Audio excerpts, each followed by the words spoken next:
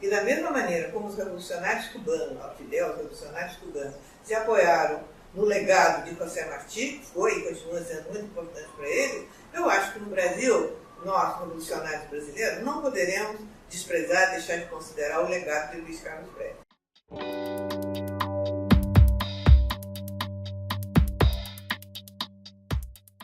Eu nunca pensei em ser historiadora nem professora, né? Porque eu me formei em química industrial, e pretendia trabalhar isso na indústria, né? Já cheguei a fazer, inclusive, estágio na fábrica de borracha da Petrobras, na época, só que eu me formei exatamente no ano do golpe, né? 64. E aí, com o golpe, não tinha a menor chance de encontrar trabalho na área de química. Na Petrobras, todo mundo lá que era suspeito de poder ser subversivo foi expulso, quer dizer, não tinha a menor chance. E mesmo em outras indústrias eu tentei e não consegui, né? Aí eu acabei desistindo da química, embora ainda tenha feito mestrado na química, que foi uma forma de ter uma bolsa, etc. Mas, enfim. Aí eu fiquei mais no trabalho político do partido, trabalho clandestino, né, do PCB. E aí depois a situação ficou muito difícil no Brasil, eu estava muito perseguida, né? E eu tive que sair do país, fui para o exílio na União Soviética, e lá eu fiz uma tese sobre economia política, sobre o capitalismo monopolista do Estado no Brasil. Porque primeiro não dá para fazer história lá, né? Não tinha documentação para isso. E depois era interesse assim, nosso do partido, da direção do partido, se aprofundar no estudo do capitalismo brasileiro, então eu me dediquei a isso. Mas realmente não gosto de economia, né? Nunca foi assim, muito a minha simpatia. E quando eu voltei ao Brasil com a anistia, em 79, quer dizer, eu fiquei na atividade partidária, né, na direção do partido, eu era assim, um profissional do partido. E aí, quando eu voltei com a anistia de 79, que inclusive houve a ruptura com o PCB, né, a Carta dos Comunistas do meu pai, que eu também rompi com a direção do PCB, aí surgiu uma preocupação, que era minha e de alguns outros parentes e amigos, que o meu pai estava com mais de 80 anos, né, e não queria escrever. Embora muitos amigos insistissem com ele, né, que ele devia escrever as memórias, ele tinha uma memória excepcional, lembrava muito bem, enfim, principalmente dos episódios da coluna Prestes, mas não só, em geral, ele tinha uma boa memória, mas ele dizia que não era escritor, não queria escrever. Então surgiu essa preocupação, né, de que ele não ia deixar nada escrito, tudo aquilo que ele lembrava. E aí eu resolvi, então como eu gostava de história, já tinha alguma leitura de história, sempre gostei de história, aí eu resolvi enveredar por esse caminho. Então fui fazer mestrado, doutorado de história, concurso e tal, e consegui, enfim, fazer a minha primeira pesquisa em história, que foi a tese de doutorado sobre a coluna Prestes. E aí realmente foi uma coisa que acho que foi importante por um lado, e para mim também foi muito interessante, que foi aproveitar a memória dele, por um lado, que era uma fonte disponível, né, que estava aqui à mão, e ao mesmo tempo pesquisar muitas outras fontes, né, trabalhar com milhões de fontes, quer dizer, a temática, a documentação sobre a coluna Prestes era bastante dispersa. Né? Então eu entrevistei muita gente, viajei naquela época, década de 80, ainda havia sobreviventes presentes, vivos, deu para entrevistar no Rio Grande do Sul, entrevistei bastante gente. E também documentação, arquivos do Arthur Bernardes, enfim. Levei vários anos trabalhando, né? E afinal, em 89, eu defendi essa tese, e logo depois, em 90, publiquei o livro, né, a coluna Prestes. E acho que foi importante porque realmente, como eu escrevi, intitulei um outro livro reduzido para a juventude, né, uma epopeia brasileira. Eu acho que é muito importante que as novas gerações conheçam e, como sempre, a história oficial deturpa muito, né, procura ocultar, silenciar a figura do Prestes. Essa aqui é a realidade. Enfim, eu acho que foi importante deixar isso escrito. E a partir daí, eu fiz logo depois concurso para a universidade, me tornei professora universitária, primeiro na UF, depois aqui na UFRJ, e continuei pesquisando história. Primeiro, eu me dediquei mais a pesquisar os militares, política brasileira, na República Velha, né, nos anos 20, eu tenho mais de um livro sobre essa temática. Depois, que também tinha a ver com a vida do meu pai, né, com a coluna, quer dizer, era uma meta a longo prazo, que eu não sabia se eu ia conseguir atingir, escrever uma biografia política dele. Mas a vida dele foi muito longa, 70 anos de atividade política, então era muita coisa, não para você pesquisar de uma vez só, não dava, tinha que ir aos poucos. Então, a primeira pesquisa foi a coluna, Aí depois eu fui pesquisando não só a vida dele, a vida política dele, como a história do PCB, porque são dois assuntos, a partir de 30, muito interligados, né? Não dá para separar a atuação política do Prestes da atuação do PCB. Então, eu fui escrevendo vários livros sobre essa temática, durante períodos pesquisando e escrevendo, né? Até chegar, já agora nesses últimos 10 anos, né? Nos últimos anos da vida dele, né? E chegar a escrever, afinal conseguir, né? Elaborar essa biografia política dele, que é o Luiz Carlos Prestes, comunista brasileiro, editado pela Boitempo em 2015. Né? E daí eu juntei todas essas pesquisas, refiz várias, completei, quer dizer, foi um trabalho assim, de 30 anos. Na realidade, eu levei uns 30 anos para conseguir chegar a esse resultado da biografia política dele. Então tem sido isso, né? Fora disso, claro, na universidade você dá aula, você orienta alunos, né? Enfim, esse tipo de trabalho. Atualmente eu já estou aposentada há 10 anos, mas trabalho na pós-graduação ainda e continuo pesquisando. Então essa campanha Prestes, que tinha sido em Paris, dirigida pela Leocádia Prestes, né? Minha avó paterna, com a minha tia Lídia, a filha mais moça dela, essa campanha teve uma repercussão mundial enorme, até porque o Prestes já era muito conhecido na Europa, nos Estados Unidos, né, como o Cavaleiro da Esperança, a coluna Prestes, isso já era bastante conhecido. Isso naqueles anos de 36, 37, a partir daí. Então essa campanha exerceu uma pressão muito grande sobre o governo alemão. Inclusive, nesse arquivo da Gestapo, né, tem uma quantidade bastante grande de mensagens, cartas, telegramas dos Estados Unidos, personalidades importantes americanas, da França, de vários países ali da Europa, algumas dirigidas diretamente a Hitler, outras dirigidas a Himmler, enfim, dirigidas ao governo alemão, pressionando no sentido de libertação da Olga, da Elise Evers, né, que tinha sido extraditada junto com ela, enfim, melhora de condições e principalmente exerceu uma pressão enorme foi a minha libertação, à medida que eu nasci lá.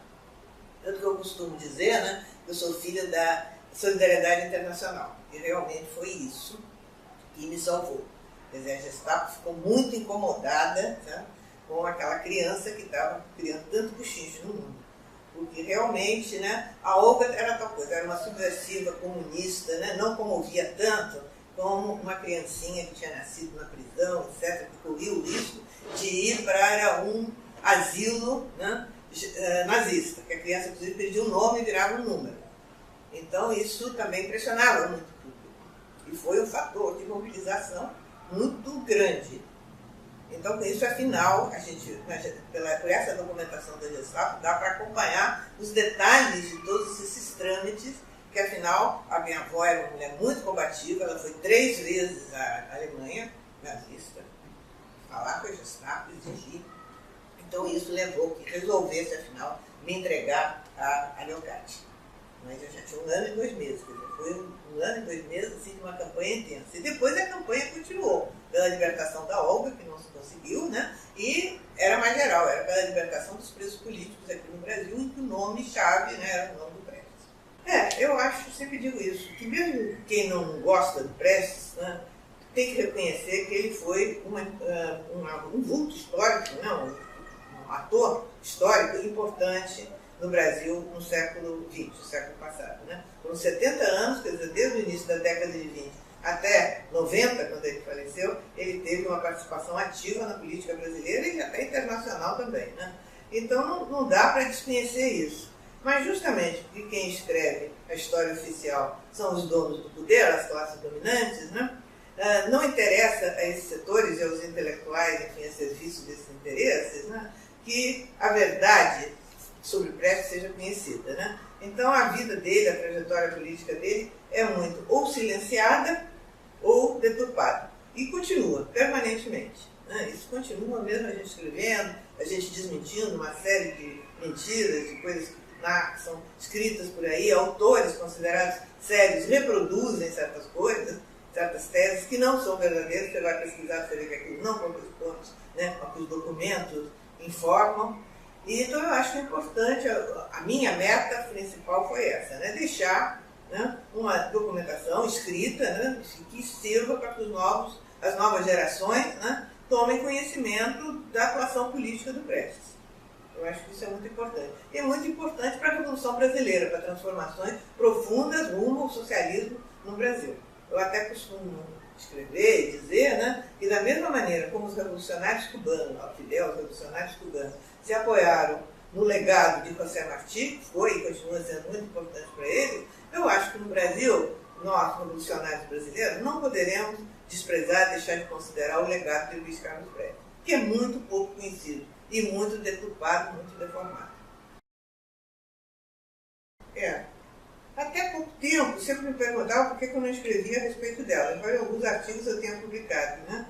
E realmente eu sempre respondia que o livro do Fernando Moraes, Olga, dá conta bastante. Ele fez embora ele seja um jornalista, não seja um historiador, ele fez um trabalho quase de historiador, né? Ele pesquisou nos principais arquivos existentes na época, isso ainda foi no início dos anos 80, né? Entrevistou muitas pessoas que ainda na época, né, estavam vivas, né, na Alemanha, mas até mesmo aqui no Brasil, companheiros que conheceram ela, que estiveram presas com ela no Brasil, né? Enfim, o livro dela, inclusive meu pai achava que era um livro bastante bom.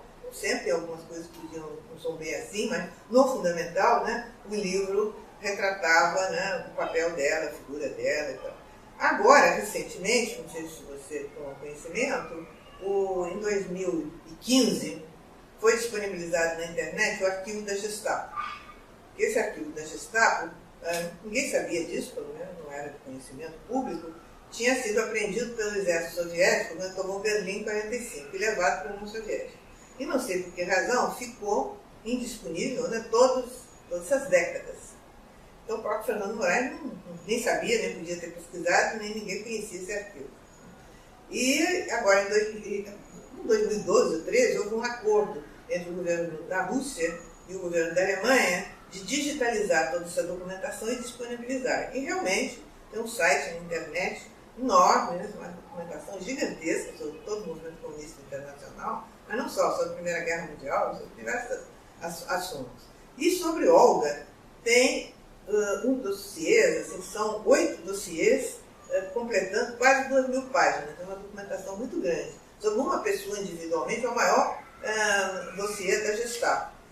Aí realmente é uma documentação assim, interessantíssima. Eu fui avisada por um colega historiador lá da Alemanha, aí tratei de traduzir para tudo em alemão, eu não sei alemão, né? A maior parte dos documentos estão em alemão, eu organizei uma equipe aí de professores de alemão que traduziram isso. E aí eu fui trabalhar com essa documentação, que tinha muita coisa inédita, que nem nós da família sabíamos, porque ela não podia escrever a respeito, né? Ela não estava comunicável lá, enfim, as cartas eram censuradas. Então deu para escrever um livro que eu lancei agora, o ano passado, né? Olga Benário Prestes, uma comunista nos arquivos da Gestapo, que abrange justamente os 6 últimos anos da vida dela, de 36, quando ela foi presa aqui e deportada, né, no Brasil, deportada para a Alemanha nazista, até 42, quando ela é assassinada no campo de Ravensbrück, lá de Bergburg, né, na Alemanha.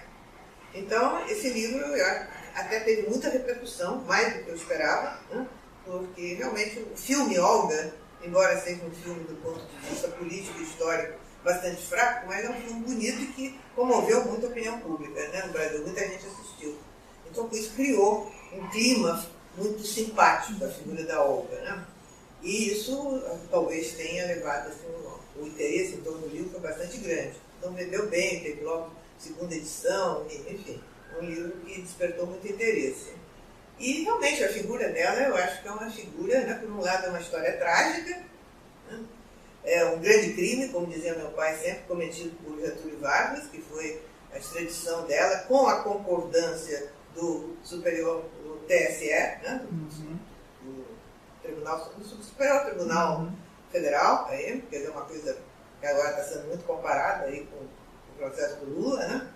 E isso realmente foi um absurdo, porque era totalmente ilegal.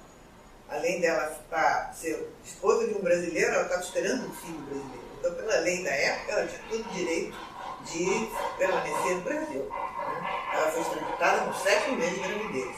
O próprio capitão do navio cargueiro alemão, que levou, não queria levar uma mulher naquele estado um mês de viagem, né? Naquela época, do navio.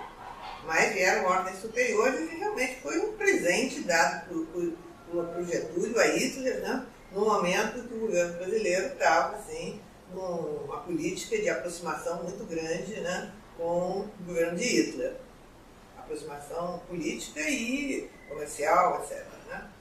E ela foi, assim, de uma coragem muito grande, isso é reconhecido, né? E esse artigo agora, isso confirma isso. Inclusive tem algumas coisas assim que a gente não sabia, nem eu, nem minha tia, que participou da campanha Prestes, foi muito importante na época, né? A Gestapo afirmava, tem vários documentos, que eles são muito detalhistas, o alemão, né? A Gestapo era super detalhista, tudo eles escreviam, está lá registrado.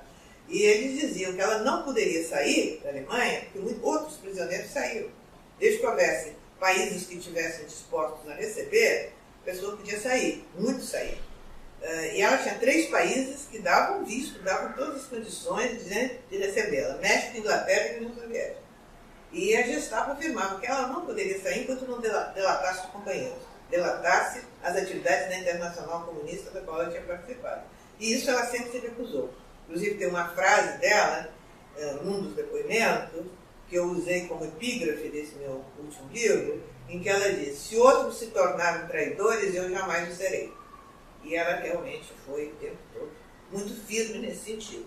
Por isso também só não deixaram sair, ou era cada vez mais castigada, né? Isso também tem documentação mostrando isso, e afinal foi assassinada em abril de 1942, né? Com a câmara de gás, nesse campo de concentração de Bernburg.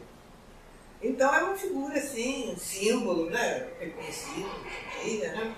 Na Alemanha democrática, a República Democrática Alemanha, enquanto existiu, ela era considerada assim, uma heroína, uma lista enorme de lugares, né, com o nome dela, escolas, ruas, enfim, praças, mais diferentes teatros, mais diferentes, enfim, locais de memória com o nome dela. Depois, agora, da queda da RDA, né, do socialismo lá, muitos desses nomes foram trocados.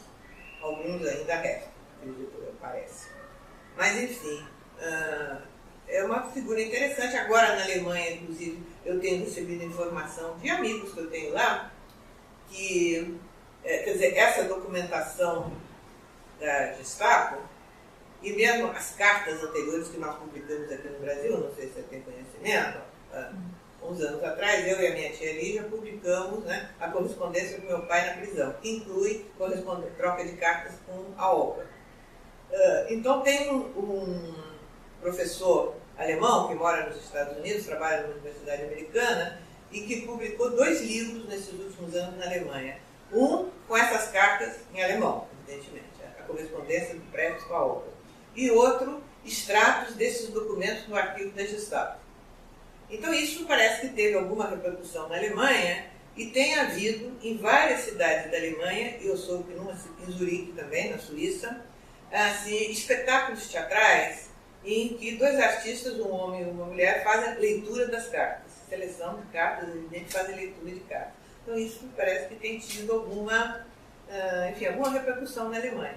Já houve peça teatral, já houve ópera, lá tem tido várias atividades. E aliás, aqui no Brasil também. Além do filme, já houve, né, outro tipo de espetáculos, de obras de teatro, enfim, várias coisas desse tipo tem acontecido de vez em quando.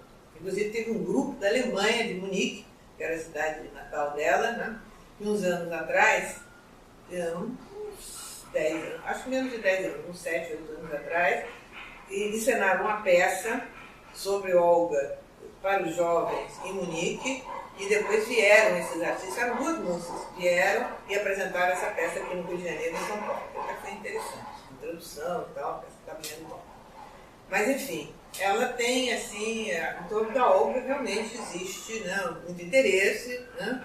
Existe um movimento de mulheres aqui no Brasil chamado Olga Benário, né, que tem contato comigo sempre, já são jovens mulheres e tal, que lutam aí pela emancipação da mulher. Enfim, existe esse interesse grande e a divulgação das cartas eu acho que é bem interessante. Nesse arquivo da Gestapo, eu descobri algumas cartas que nós não tínhamos, que a Gestapo prendeu e não deixou sair. Então agora eu publiquei nesse livro, no anexo, essas cartas que nós não tínhamos, portanto não tinham sido publicadas ainda. Então isso comove muitas pessoas. Eu acho que é, digamos, um exemplo interessante para a educação dos jovens, né? Porque geralmente o pessoal fica muito impactado, né, com a figura dela. Isso demanda-se uma, digamos, uma explanação muito longa, né, que eu vou procurar resumir. Quer dizer, o Brasil vivia uma crise muito séria, principalmente a partir de 62. Né? Havia um avanço importante do movimento popular, sem dúvida. O João Goulart, né, na medida que ele assume o resultado, né, o Jânio renuncia, né, com aquela renúncia do Jango, se trava com uma luta muito séria pela posse do João Goulart, que era o vice-presidente constitucional, porque realmente é uma tentativa de golpe, um início de golpe, né, com os 3 ministros militares, isso forma uma junta, né, quando o Jânio renuncia, e não queria entregar o poder para o Jango, né, mas realmente naquele momento o Leonel Brizola desempenha um papel muito grande, né, com a campanha da legalidade, lá a rádio que ele cria, né, a Rádio da Legalidade, em Porto Alegre, né, e o papel que ele desempenha, sem dúvida, de mobilização é importante. O Exército, naquele momento, de uma maneira geral, assumiu uma posição legalista e, enfim, conseguiu-se, houve um movimento popular, inclusive aqui no Rio, nas ruas, o povo saiu para a rua, etc., conseguiu-se assegurar a posse do Jango, mas com um compromisso, né, como sempre, as classes dominantes brasileiras fazendo compromisso, né, em que o Tancredo Neves foi a Montevidéu encontrar com o Jango, que estava vindo lá da Europa, da China, né, e um compromisso que o Jango assumia, mas seria estabelecido o parlamentarismo. Isso era uma forma, assim, uma camisa de força, né, para o novo presidente. Mas realmente havia uma movimentação popular sindical tal importante na época, que levou a que o parlamentarismo fosse derrotado, um plebiscito que foi realizado no início de 63, né, convocado pelo Jango nesse plebiscito, voltou o presidencialismo, com isso dava mais força ao Jango, fortalecia o governo do Jango, mas foi um governo movido assim, por enfim, muita instabilidade, né, até que tinha um congresso contra ele. E diga-se de passagem, o João Goulart, sob a pressão de todo aquele movimento popular que existia e da crise econômica, que era grave, o Jango começou a implementar as famosas reformas de base, que eram a palavra de ordem, né, de todas as forças progressistas, democráticas, né, populares na época, né, enfim, anti-entreguistas, né, na época falava-se muito no entreguistas, o nacionalismo era muito forte, né, nacional-desenvolvimentismo, como se chamava, né, isso era bastante presente, né, os comunistas se inseriram bastante, caíram muito sob a influência do nacional-desenvolvimentismo, na minha opinião, mas, enfim, todo esse movimento, pela reforma básica, que incluía a reforma agrária, a reforma urbana, a reforma universitária, eram várias reformas, né? O Jango começou a implementar algumas dessas reformas. E a reforma agrária tinha um grande obstáculo, que era o Congresso Nacional, uma maioria de latifundiários que não aceitava de jeito nenhum, né, a reforma agrária. Então não havia correlação de forças que permitisse a aprovação do Congresso da reforma agrária. E com isso o Jango não conseguia avançar nesse caminho. Mas o Jango chegou a assinar, em janeiro de 64, um decreto famoso que limitava, né, a remessa de lucros das empresas imperialistas. Isso realmente deixou o imperialismo furioso, né? Hoje em dia existe documentação dos Estados Unidos, né, que o governo americano, o próprio Kennedy, né, já vinha conspirando abertamente para derrubar o Jango, a CIA intervindo abertamente, mas claro, com as forças internas também, né, parte das forças armadas, mas também do empresariado, né, e muito desse empresariado ligado ao capital estrangeiro, né, todas as forças se articularam, tinha aqueles institutos, IBAD, IPES, né, toda uma articulação para derrubar o governo democrático do Jango.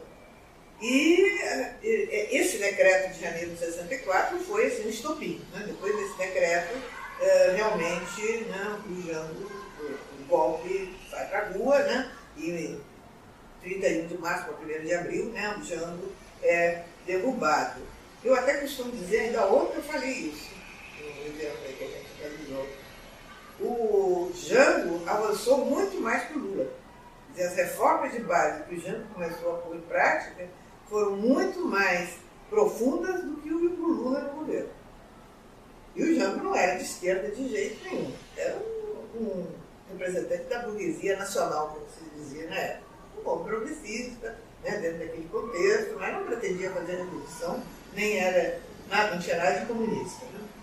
Né? Então, nesse clima, foi que o golpe foi popular. E eu acho, né, na minha opinião, eu escrevi sobre isso também, né, o golpe de 64 colocou o Jango numa situação muito difícil. Que, por um lado, ele estava avançando, né, com todo aquele barulho, muito comício, muito ato público, muita pressão do movimento sindical. Os principais dirigentes sindicais, inclusive, eram comunistas, dirigentes do Partido Comunista. Viviam lá no palácio conversando com o Jango. O Jango os recebia muito bem e tal. Então havia uma pressão e o Jango, sob essa pressão, avançou. Naquele comício de 13 de março, né, ele assinou várias reformas importantes. Então o avanço era grande, inclusive se chocava com o Congresso Nacional, que tinha uma maioria contra as reformas. Nesse clima, né, quer dizer, a direita no Brasil e internacional se articulou para derrubar o Jango. E as forças de esquerda, inclusive nós, comunistas, né, não tínhamos penetração popular para dar respaldo ao Jango. Eu acho que esse é o grande problema.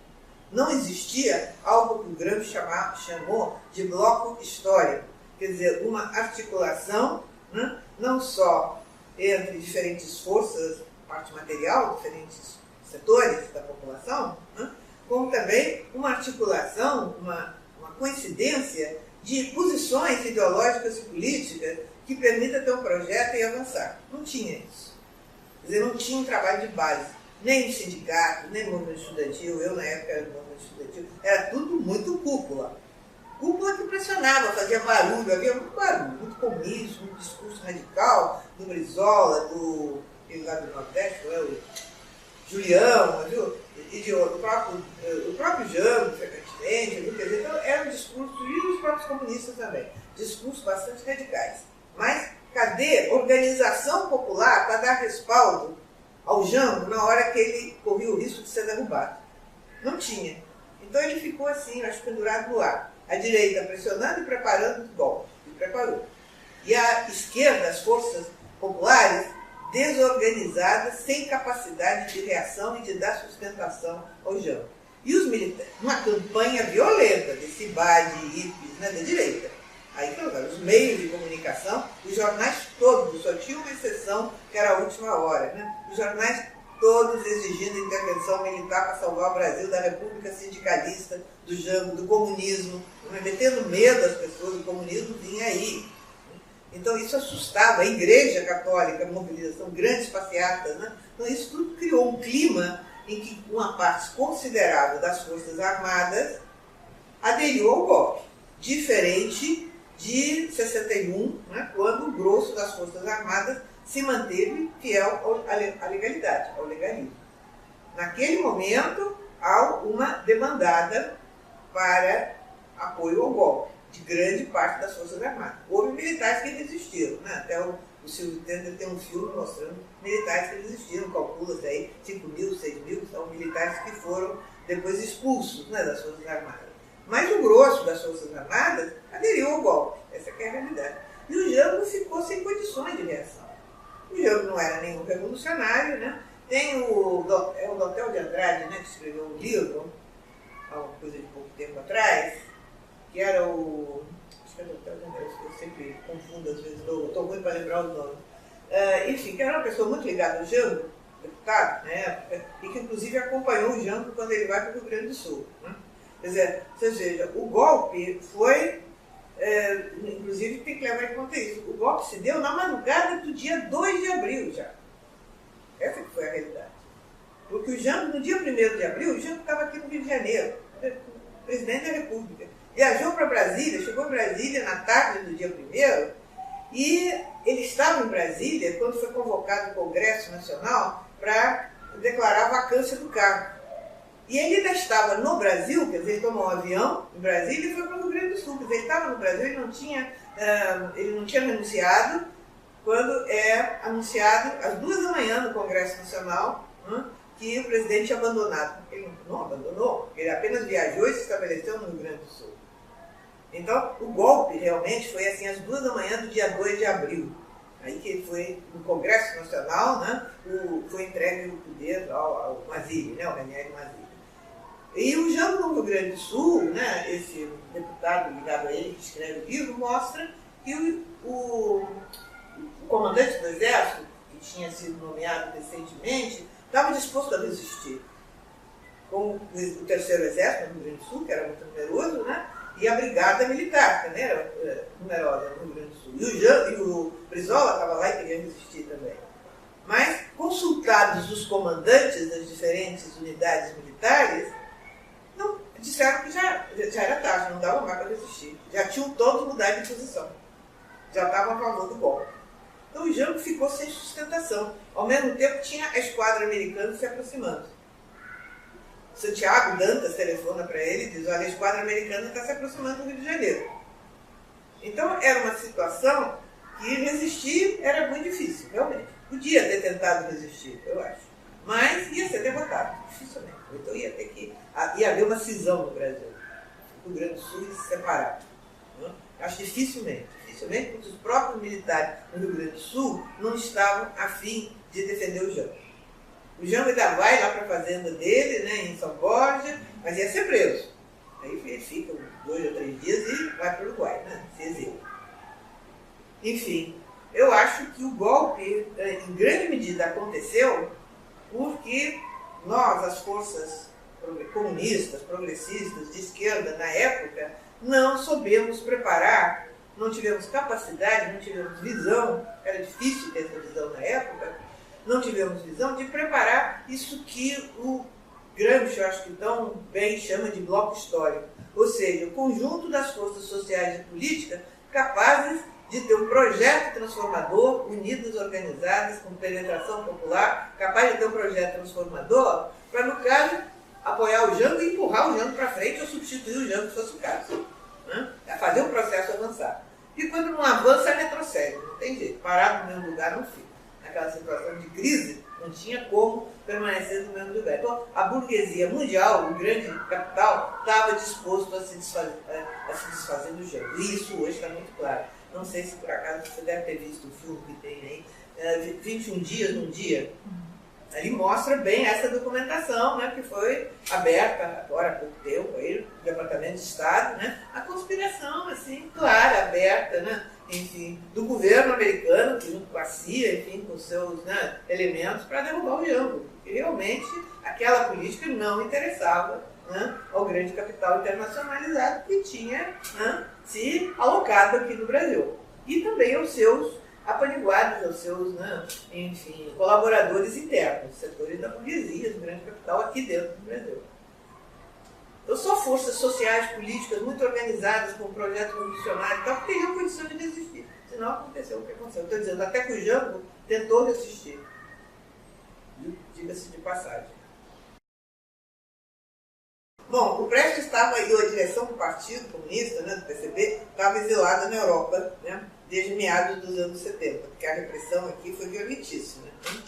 E o partido também não estava preparado. Aí houve vários fatores que levaram que o partido, na minha opinião, estava bastante despreparado para enfrentar o nível da repressão que veio. Subestimava-se, né, essa repressão.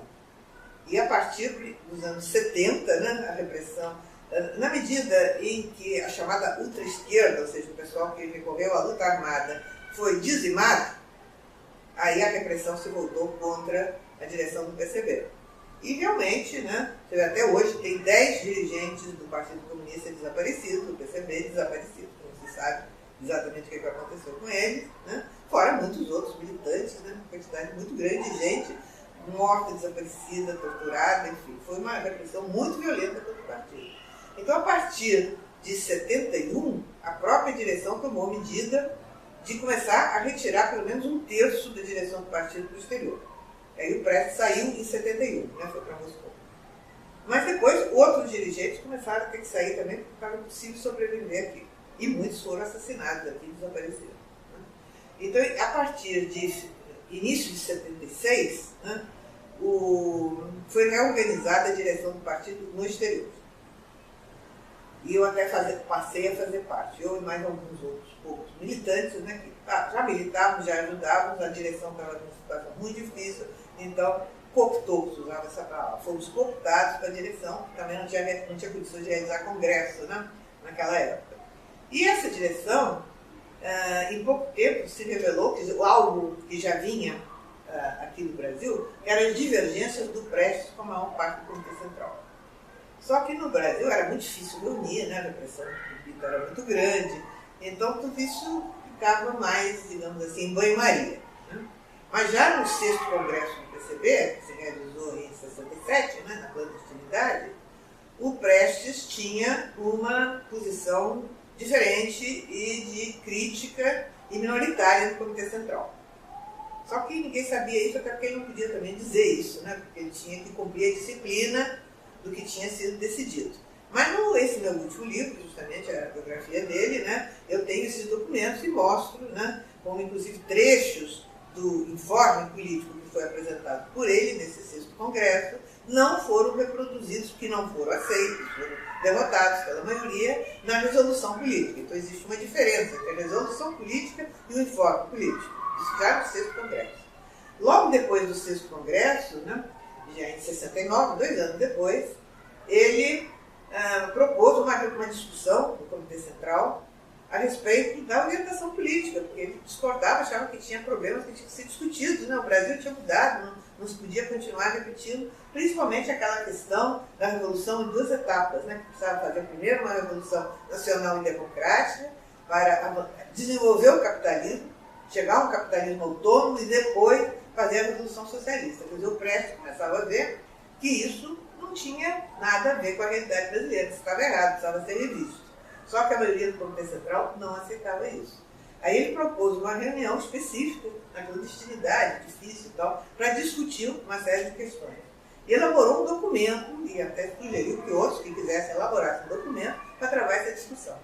Esse documento, que é grande, um documento grande, na época ele apresentou, né, nessa reunião, foi apresentado com antecedência, e o pessoal, a maioria do Comitê Central, se recusou a discutir. Então foi um documento que não foi discutido, porque não quiseram discutir, acharam que não tinha cabimento discutir aquele documento. Ele guardou esse documento e não pôde falar nesse assunto. Né? Então eu tenho uma cópia desse documento, felizmente foi preservada aí na família, né? E agora, com a publicação desses meus livros, eu tenho trabalhado com esse documento, mostrado, né, as teses que ele defendia nesse documento e que tinham sido derrotadas no Comitê Central. O Comitê Central não aceitava sequer discutir. Então ele fazia uma série de críticas à forma como se conduzia a luta contra a ditadura, que o PCB acabava se dissolvendo no então MDB. E perdia sua feição revolucionária, seu caráter revolucionário. Passava a ser mais um entre os liberais.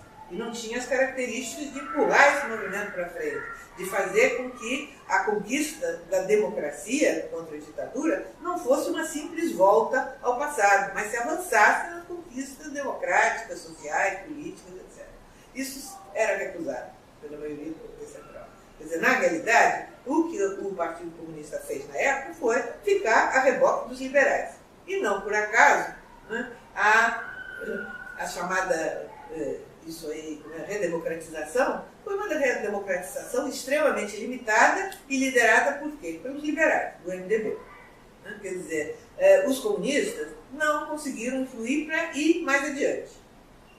Porque, inclusive, os principais dirigentes, tirando o Prestes, defendiam que o negócio era esse, voltar antes de 64, reconquistar, né, aquela democracia burguesa de antes de 64. Né? Então ficava o reboque de Ulisses B. Guimarães, Tancredo Neves, na realidade era essa. E o Prestes travava essa luta já no Brasil. Aí, na Europa, essa luta se acirrou. Até porque havia mais facilidade de reunir. Né? Estávamos todos lá, tinha apoio dos países socialistas, então podia ser longamente reunir, discutir e tal, e sem perigo nenhum, né? E isso facilitou a discussão e o agravamento da divergência. Então essas divergências do Prestes, do nosso grupo, que era um grupo pequeno, minoritário dentro do Comitê Central, foram se acentuando naqueles anos de 76, 77, 78, 79. Em 79 ficou claro para o Prestes que não tinha como. Quer dizer, a maioria do Comitê Central não aceitava, tinha uma visão corporativista, o pessoal não queria fazer autocrítica, não queria mudar, estava agarrado aos seus cargos, sem nenhuma disposição de mudar nada. E o Prestes, para ele ficou claro que só tinha um jeito, romper. Só que nós já estávamos em 79 já estava se falando na anistia, né? Havia grande chance da anistia ser aprovada, como foi em agosto, né? E de voltar ao Brasil. Aí ele defendeu, ele deixou de participar da reunião do Comitê Central, a última reunião do Comitê Central ele não participou, se afastou da Comissão Executiva e se colocou nessa posição. Vai voltar ao Brasil para discutir com a militância e aí tomar uma posição pública. E foi o que ele fez, né? Em outubro de 79, assim, logo depois da anistia, ele volta e começa a ser muito procurado, conversa com não só grande parte da militância do PCB, como com muita gente de outros setores, da esquerda, jovens, enfim. Ele é muito procurado nessa época, conversa com muita gente, e afinal, em março de 80, né, ele lança a carta aos comunistas, rompendo com a direção do partido, denunciando e mostrando que aquela direção tinha totalmente abandonado os objetivos revolucionários, tinha capitulado, né?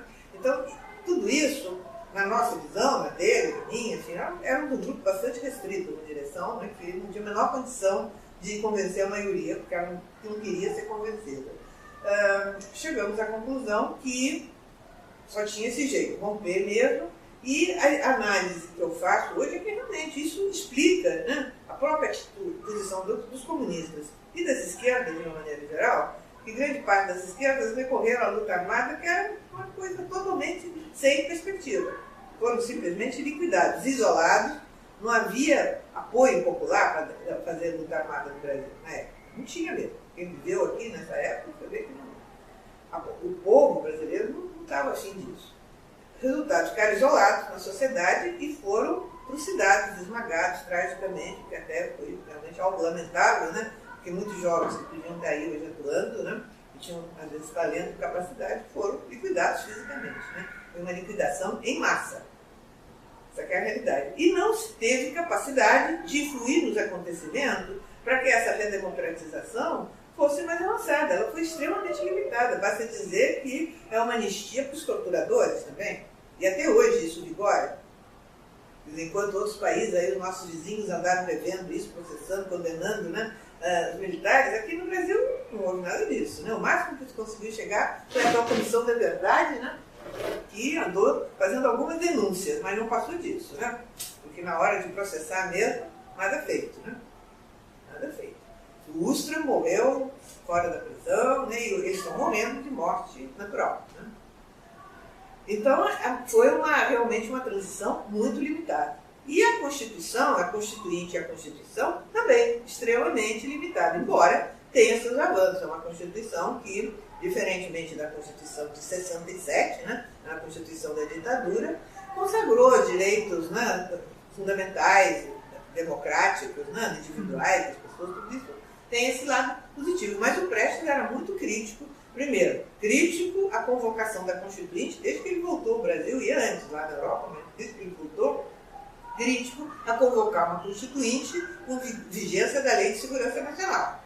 Ele dizia que precisava ser removido primeiro todo esse entulho ditatorial para depois convocar a Constituinte. Mas isso não aconteceu, né? A Constituinte foi convocada com Lei de Segurança Nacional e a Lei de Segurança Nacional continua até hoje aí. Essa que é a realidade. Muita gente até esquece disso. Ela está aí, em vigor. E a própria Constituição, né, a pressão dos militares foi um negócio impressionante. Existem depoimentos aí do Ulisses Guimarães, né, ele era o presidente, né, da Assembleia Constituinte, de como é que era o nome daquele ministro da Guerra na época, agora está fugindo o nome dele também. Ele estava ali em cima do Ulisses, dando ordens. Ou faz como a gente quer, ou fechamos a Constituinte. Era isso. Tem declarações do Ulisses contando isso, como era a pressão que eles sofreram. O resultado foi incluída na Constituição, tem artigo do Prestes, na época, criticando isso, o famoso artigo 142, que é o poder militar acima dos 3 poderes constitucionais da República. Acima do poder executivo, legislativo, né, e judicial, né, judiciário, está o poder dos militares, que podem, por pedido de qualquer um desses poderes, intervir para manter a lei e a ordem. Então, em vez de serem os militares a serviço das decisões dos três poderes da República, eles mandam nos três poderes da República. Eles podem ser convocados a qualquer momento, e o Temer agora convocou, né, umas manifestações que estava vendo em Brasília, uns meses atrás, ele justamente fez isso. Então, esse artigo 142 é um absurdo, pouca gente fala nisso. Tem um professor de São Paulo, Edson Telles, que realmente também tem denunciado, mas eu acho que é o único que eu conheço que tem feito essa denúncia, que já tinha sido feito pelo Prestes durante os anos 80, às vésperas da aprovação, né, da Constituição. Ele escreve um artigo que foi publicado na Tribuna de Imprensa. Esse artigo está no nosso site, não sei se você conhece o nosso site, né, do Instituto do Estado do Prestes, está lá publicado esse artigo. Bom, eu parto do princípio, né, que não existe história neutra. Por sinal, não existe nada neutro, né? Então, a grande parte dos historiadores, dos intelectuais, né, são o que o Gramsci chamava, né, o Antônio Gramsci, de intelectual orgânico, ou seja, representam os interesses de uma classe, de um setor, enfim, das sociedades humanas, né, das sociedades capitalistas, da nossa sociedade que a gente está vivendo. E, evidentemente, que aqueles que têm o poder político, né, são os que têm condições de impor, né, a ideologia. Aliás, o Marx, muito antes de Gramsci, já dizia isso, né? A ideologia dominante é a ideologia da classe dominante. Então, sem dúvida que nesse mundo capitalista, a ideologia dominante é a ideologia capitalista, burguesa, né? E com uma diferença para a época de Marx e mesmo de Gramsci, né? Que os meios de comunicação hoje são muito maiores, muito mais poderosos e influem muito mais. Né? Quer dizer, então todos nós estamos sujeitos a um verdadeiro bombardeio da mídia, né? Que é dirigida. Quer dizer, a grande mídia é dirigida, são intelectuais que às vezes até inconscientemente, né, jornalistas, escritores, né, enfim, politólogos, sociólogos, né, que frequentemente, até inconscientemente, estão, né, defendendo os interesses da classe dominante. Então isso, para a pessoa que tiver um pouco de formação, um pouco de perspicácia, vai perceber. Né? Ele é dirigido. Se você lê o Globo, lê a Folha, tudo isso é dirigido, né, nada é neutro. E, da mesma maneira, os escritos dos historiadores. Agora, as sociedades humanas são sociedades de classe, né, em que a luta de classes existe classe dominante e setores dominados, variados, hoje em dia isso é muito, enfim, diversificado, né, mas esses setores dominados lutam, né, a luta de classe está aí, existe, né, em maior, menor grau, mais pronunciada, menos pronunciada, existe. E nessa luta surgem os intelectuais comprometidos, né, com os interesses dos explorados, dos oprimidos, enfim, que podem e devem e vão desempenhar um papel nessa luta de classes, procurando criar, né, uma ideologia oposta, né, concepções teóricas e até ideologia. Do Gramsci tinha uma visão de ideologia expressando, né, os interesses de diferentes setores, quer dizer, você pode ter várias ideologias na sociedade em luta. Então, como você tem classe dominante lutando contra os dominados, contra os explorados criam seus intelectuais. Com mais dificuldade, sem dúvida, com menos espaço, né? Com menos, digamos, espaço realmente para poder influir, mas criam, e dependendo da competência também, da possibilidade, exercem alguma influência, e devem exercer. Criar uma contracultura, uma contra-ideologia, né? Que esteja solidária com esses interesses. Aqui no Brasil, eu acho que com a criação dos cursos de pós-graduação, principalmente nas universidades públicas, né, a partir dos anos 70, principalmente, né, surgiu todo um grupo de intelectuais, né, de professores, intelectuais, etc., que de uma forma ou de outra são solidários, enfim, representam, né, ou procuram trabalhar de acordo com os interesses populares. Né? Felizmente, existe isso. Eu me incluo entre esses, né, que procuram, né, realmente produzir uma história, um pensamento comprometido com os interesses, né, dos de baixo, para usar essa terminologia que também já foi usada aí na historiografia. Ou seja, com aqueles que são oprimidos, explorados, que lutam, enfim, por dias melhores, que lutam contra a exploração. Então, produzir uma história, esse tipo de história, justamente porque não tem compromisso com a manutenção da exploração, né, ela é mais comprometida com a verdade. Não tem uma verdade absoluta, mas ela é mais comprometida com a verdade, com a realidade, com aquilo né, que está acontecendo no mundo. Né? Então, isso é uma luta permanente. Uma luta permanente que, quando a gente está envolvido nela, a gente sente na própria carne. Como é discriminado, né? Como, na medida em que você assume determinadas posições, justamente, de compromisso, né, com os setores populares, com os setores revolucionários, você vai ser boicotado, você é boicotado na grande imprensa, você é boicotado pelas editoras, né? Enfim, isso faz parte da luta. Em compensação, você vai ser aceito e incentivado, né, por setores que estão em luta e que veem que você está comprometido com os interesses deles. Então, a luta de classe perpassa todos os setores, né, inclusive esse setor da produção intelectual e, em particular, da produção historiográfica. Né? Bom, eu acho que é muito difícil dar conselho, né? Não é nada como a própria experiência. Né? Mas, enfim, acho que não é propriamente conselho, a experiência que a gente tem, né? A importância de realmente se colocar, né, numa posição ideológica, política, né, que contribua para o progresso, para a democracia, para a melhoria, né, da maioria. Essa preocupação com o social, com a maioria das pessoas. Eu vejo que, às vezes, tem jovens aí, até porque a pressão da CAPES hoje em dia é muito grande nas universidades. Né?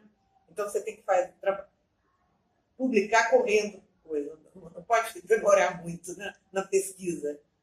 E as pessoas trabalham, às vezes não tem bolsa. Então, o negócio é encontrar uma pesquisa que seja rápida e fácil. Você deve saber disso. Então, isso aí é muito perigoso, porque as pessoas começam a pesquisar coisas que não têm. Eu pergunto, essa pesquisa, qual é o interesse que ela tem para a sociedade? Os problemas que o Brasil está vivendo aí.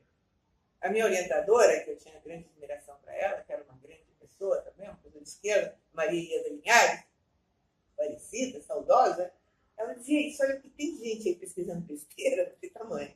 Ela era muito crítica nesse sentido. Porque realmente fico pesquisando, às vezes, coisas que você se pergunta, para que pesquisar isso? Toda pesquisa pode ser feita, pode ser válida. Né?